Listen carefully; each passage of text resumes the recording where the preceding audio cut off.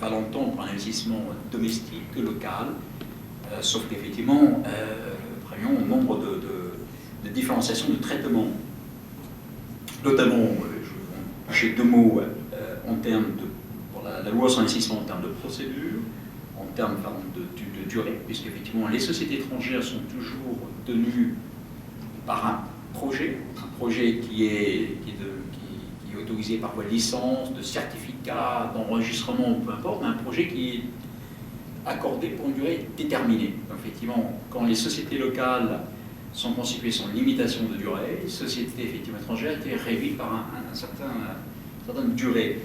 Et puis effectivement, des restrictions sur les activités, les secteurs autorisés.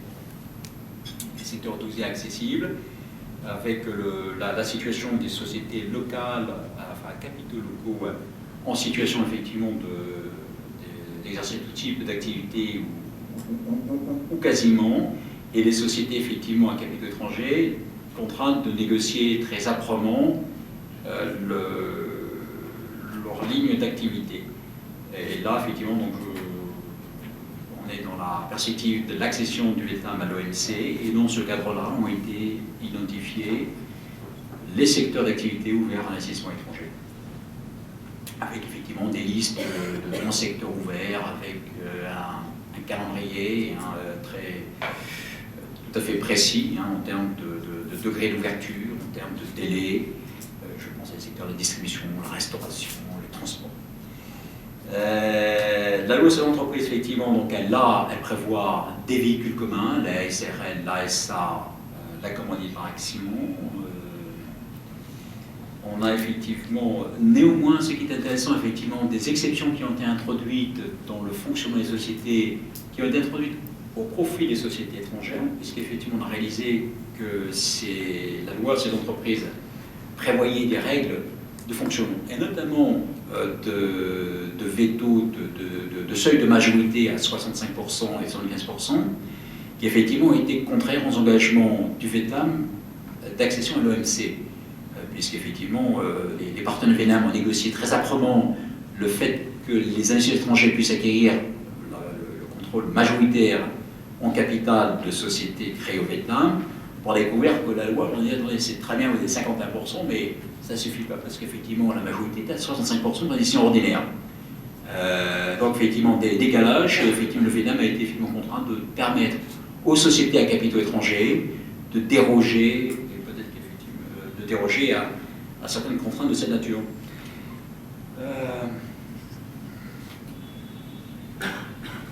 Bon, je glisse un petit peu sur les éléments de procédure, hein, mais disons qu'effectivement, on a des régimes qui sont assez effectivement fondamentalement différents. L'essentiel des sociétés vietnamiennes en situation de réaliser une simple immatriculation et sans contrôle, sans limite d'objet social, pour effectivement, quand les sociétés à capitaux étrangers étaient tenues d'obtenir un certificat d'investissement, elles passaient si je suis en sémantique, d'une licence d'investissement à un certificat d'investissement, soit effectivement dans le cadre d'une procédure très lourde et contraignante de l'évaluation.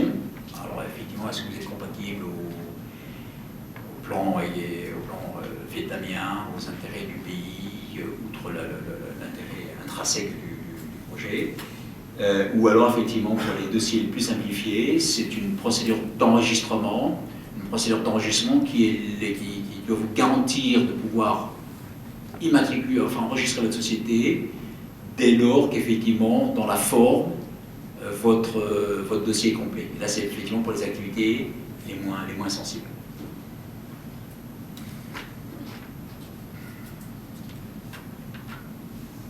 Alors, on vient effectivement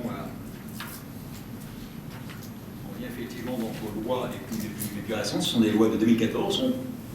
On a maintenu effectivement ce double dispositif, une loi sur l'investissement, une loi sur les entreprises, une loi sur l'investissement qui régit les conditions pour lesquelles vous pouvez effectivement, qui sont plus de procédure, et la loi sur les entreprises, c'est une loi sur les sociétés qui effectivement vérifie comment les sociétés opèrent.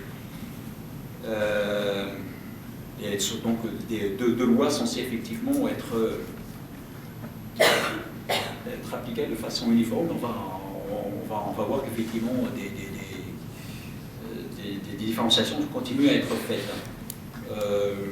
Alors cette slide, non, elle est effectivement constitution d'entreprise. Effectivement, on nous dit qu'effectivement vous pouvez investir de différentes formes. Soit vous pouvez effectivement créer une société, soit effectivement vous pouvez participer à une société préexistante, hein, par une souscription d'action ou par l'achat de participation. On a ensuite des contrats de coopération commerciale, mais aussi notamment des contrats de concession. Alors c'est posé effectivement dans cette loi nouvelle, dire bon, très bien, effectivement on a une différenciation selon que vous êtes à capitaux domestiques ou à capitaux étrangers. Et là, il a fallu effectivement chercher à comprendre en quoi vous êtes à capitaux étrangers, un investissement direct étranger, ou à capitaux domestiques. Donc effectivement, on essaie de représenter les conditions, mais vous êtes effectivement, fondamentalement, vous êtes à capitaux étrangers quand vous êtes et soumis aux contraintes propres à cette famille de sociétés, lorsqu'effectivement vous êtes contrôlé directement ou indirectement à 51% par des capitaux étrangers. On fait preuve d'invention, on dilue un peu plus ça.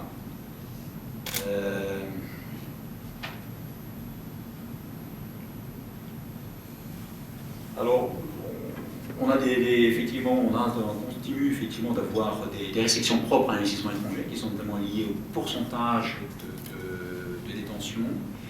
Et là, effectivement, qui était lié, et ça tient effectivement donc à être démantelé, une contrainte forte qui n'était pas liée à cette loi, mais une loi effectivement sur les titres de sociétés publiques. Une contrainte forte qui était de limiter à 49% l'investissement étranger dans les sociétés les plus importantes, les sociétés publiques, c'est-à-dire cotées ou non cotées, ayant plus de 100 actionnaires. Donc, effectivement, jusqu'à récemment, l'investissement étranger était limité à 49%. Des contraintes également liées aux engagements du Vietnam d'ouverture. Effectivement, le souci de ne pas permettre effectivement l'investissement étranger au-delà des engagements internationaux. Des contraintes effectivement liées à l'accès dans les sociétés en cours de privatisation. Des contraintes qui ne sont pas non applicables aux sociétés à capitaux étrangers. En termes de procédure, on rencontre toujours effectivement le même traitement différencié entre les sociétés à capitaux étrangers et locales. C'est-à-dire qu'effectivement, les sociétés à capitaux étrangers, elles continuent effectivement à devoir obtenir, à faire viser leur projet. Il faut effectivement d'abord présenter leur projet et qu'il soit effectivement approuvé. Antérieurement, on avait un document unique, la licence, le certificat qui valait effectivement approbation du projet et autoriser l'immatriculation de la société. Aujourd'hui, on a simplifié pas vraiment, puisqu'aujourd'hui, on a deux titres. On a un premier, il faut effectivement enregistrer le projet. Il faut soumettre en quoi consiste le projet et obtenir l'approbation avant de pouvoir immatriculer la société. Les locaux sont toujours fondamentalement en situation d'immatriculer seulement. Après, effectivement, ils sont soumis, comme les sociétés à capitaux étrangers, mais enfin, effectivement, de façon effectivement, les listes diffèrent. Vous avez effectivement une notification de secteurs dits conditionnels, dont l'exercice est soumis effectivement à la satisfaction de conditions légales multiples. Ces conditions varient. Elles doivent être effectivement, pour les sociétés à capitaux étrangers, elles doivent être satisfaites a priori pour le cadre de l'enregistrement d'investissement. Il faut justifier que vous allez satisfaire l'ensemble de ces obligations. Les locaux, effectivement, sont en situation d'y satisfaire a posteriori.